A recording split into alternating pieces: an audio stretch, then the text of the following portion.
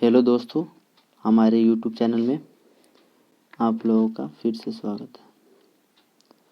आज हम आप लोगों को बताने वाले हैं बहुपद, जो कि क्लास 10th के मैथ का चैप्टर नंबर 2 है। तो आज हम इस बहुपद को बताने वाले हैं। इसका केवल आज कॉन्सेप्ट देंगे और बुक का क्वेश्चन इसका जो है इसको कल हम आप लोगों को सोल्व करके और भेज देंगे आप लोगों के पास। तो चलिए वीडियो स्टार्ट करते हैं। वीडियो स्टार्ट करने से पहले आप लोगों से एक छोटी सी रिक्वेस्ट है कि यदि आप लोगों को ये वीडियो अच्छा लगेगा तो मेरे चैनल को सब्सक्राइब कर दीजिएगा और कमेंट करके बताइएगा कि ये कैसा लगा। और आप लोगों को जो भी डाउट होगा कमेंट में ज़रूर लिखिएगा कि क्या प्रॉब्लम है आप लोगों को। उस पर हम फोकस करते हुए उसका सोल्यूशन ज़रूर हम करेंगे। और इसमें पहले ही आप लोगों को बता दें, यहाँ पे हैंड राइटिंग का थोड़ा सा प्रॉब्लम होगा, स्क्रीन पर लिखना पड़ता है तो वहाँ पे थोड़ा सा अच्छा से नहीं हो पाता है। तो चलिए वीडियो को स्टार्ट करते हैं। तो यहाँ पे हम लिखे हुए हैं जैसे कि बहुपद। तो बहुपद होता क्या है, तो इसको हम पहले तोड़ते हैं, यानी कि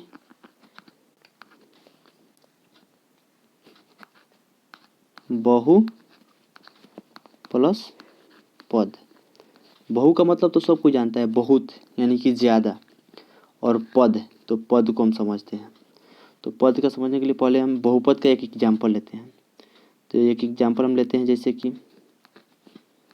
4x प्लस 3y प्लस 6 लेते हैं, जैसे कि ये ले लिए। और इसमें हम समझ लेंगे कि पद आखिर क्या होता है। तो इसमें ये तो पूरा बहुपद हो गया।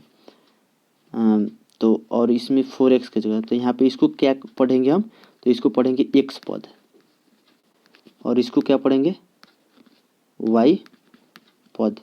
और यहाँ पे 6 है, इसको क्या पढ़ेंगे, तो इसको पढ़ेंगे हम लोग कांस्टेंट। कांस्टेंट हो जाएगा ये। अच्छा, तो ये तो हो गया। अब इसको हम मिटा देते हैं या इसको और ऊपर करते हैं। तो बहुपद आप लोगों को समझ में आ गया होगा। अब हम जानते हैं कि बहुपद कितने प्रकार का होता है। तो बहुपद का टाइप देखते हैं। तो इसे मिटा देते हैं और आइए आप लोगों को बहुपद का टाइप हम बताते हैं। तो बहुपद तो 3 प्रकार का होता है। एक में हो जाएगा रैखिक बहुपद, रैखिक बहुपद। 2 में हो जाएगा द्विघात बहुपद।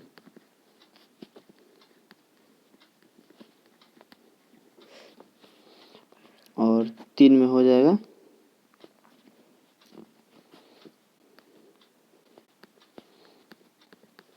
त्रिघात बहुपद, जो कि आप लोगों के सिलेबस पे ही नहीं है, ये आगे क्लास में आप लोगों को पढ़ना पड़ेगा। त्रिघात बहुपद ये हो गया। और अब हम लोग जानेंगे एक एक करके कि रैखिक बहुपद होता क्या है, द्विघात बहुपद क्या होता है, और त्रिघात बहुपद का तो इसमें चर्चा ही नहीं करेंगे, क्योंकि यह सिलेबस में आपके नहीं है। या आगे जब जाइएगा 12 में जाइएगा तो पढ़ने को मिलेगा आपको। तो अब चलते हैं हम रैखिक बहुपद पढ़ते। तो इसको मिटा देते हैं, इसको कोई लिखने की ज़रूरत नहीं है, क्योंकि केवल माइंड में टेकअप करते चलिए।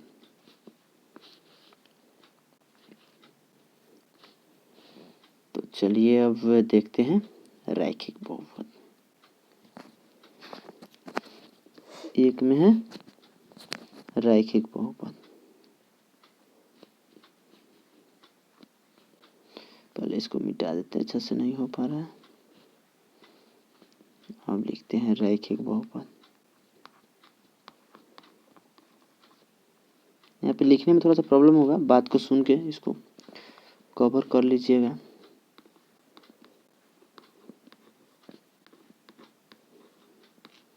रैखिक बहुपद हो गया। तो रैखिक बहुपद का डिफिनेशन जानने के लिए पहले एक ठो एग्जाम्पल लेना पड़ेगा। सबसे पहले इसका मूल रूप आप लोगों को बताते हैं। तो मूल रूप इसका क्या होता है? मूल रूप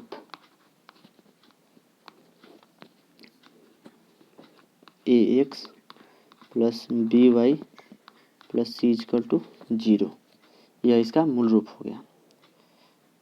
तो हम इसका एक इसमें अब जानेंगे कि a क्या है, b और c क्या है। तो इसमें a, b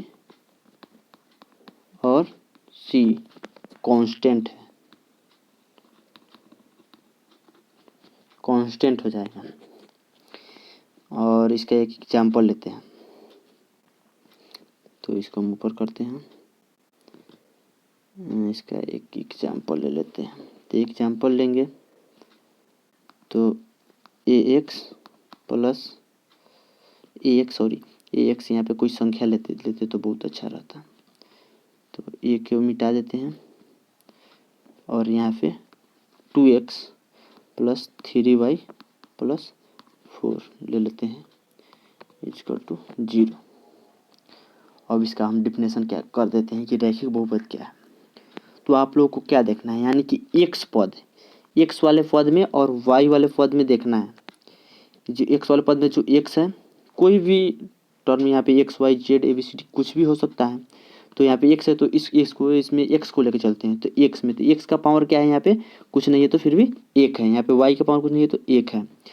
तो वैसा पद जिसके माथे पे 1 हो, या वैसा पद जिसके पावर 1 हो, उसे रैखिक बहुपद कहते हैं। पावर 1 यानी कि रैखिक।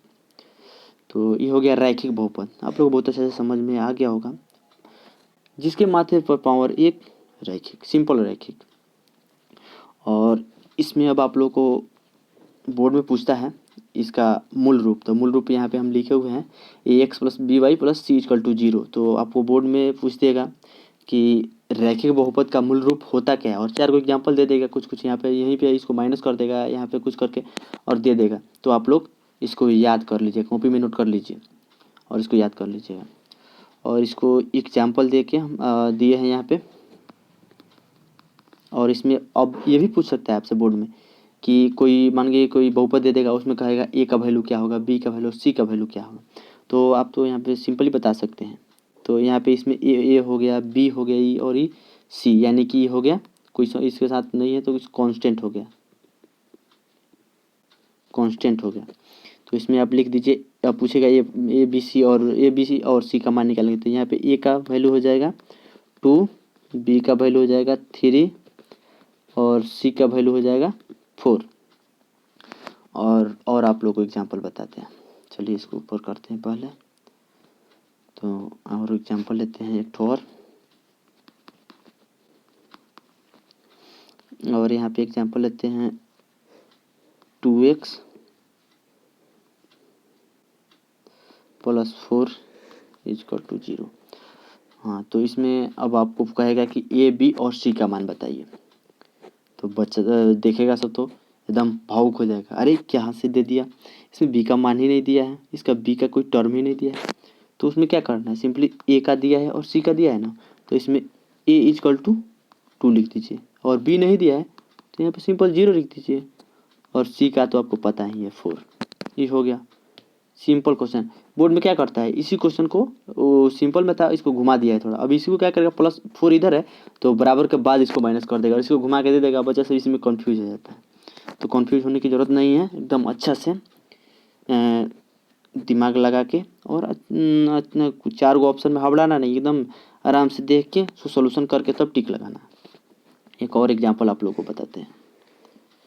तो इसको पहले मिटाना पड़ेगा, इसको मिटा दिए। और एक एग्जाम्पल आप लोग को बताते हैं। और एक एग्जाम्पल लेकर आपको बताते हैं। जैसे कि क्वेश्चन में देगा 4x minus 3y equal to -4 और उसमें कहेगा a, b और c का मान निकालने के लिए। तो बच्चा क्या करेगा, इसमें सिंपली एकदम डायरेक्ट जाएगा और ये आँख मूंद के इसे करेगा। a का वैल्यू 4, बी का वैल्यू बी का वैल्यू 3 और सी का वैल्यू 4 लगा देगा। लेकिन ए का क्या हो जाएगा, ए का तो आपका वैल्यू सही हो जाएगा लेकिन बी और सी का वैल्यू गलती हो जाएगा। तो सबसे पहले आप लोग क्या करना है, इसके फॉर्म में लाना है। तो इसके फॉर्म में लाएंगे तो इसका फॉर्म होता है ax plus b y plus c equal to 0।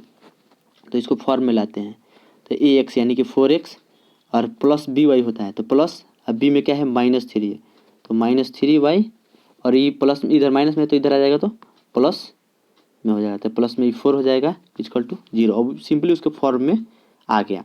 अब इसमें से आपको बताना है ए का वैल्यू क्या होगा, बी का वैल्यू क्या होगा और सी का वैल्यू क्या होगा।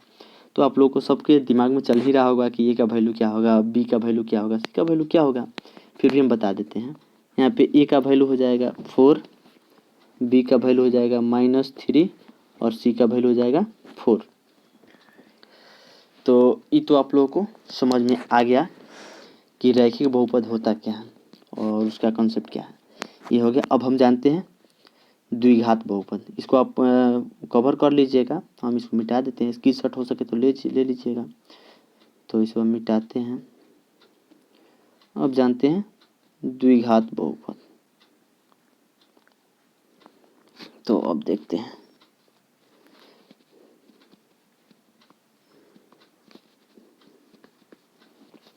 द्विघात बहुपद। तो इसका मूल रूप पहले लिखते हैं।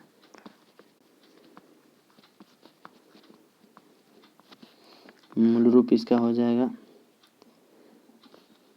पहले इसको अच्छे से करें।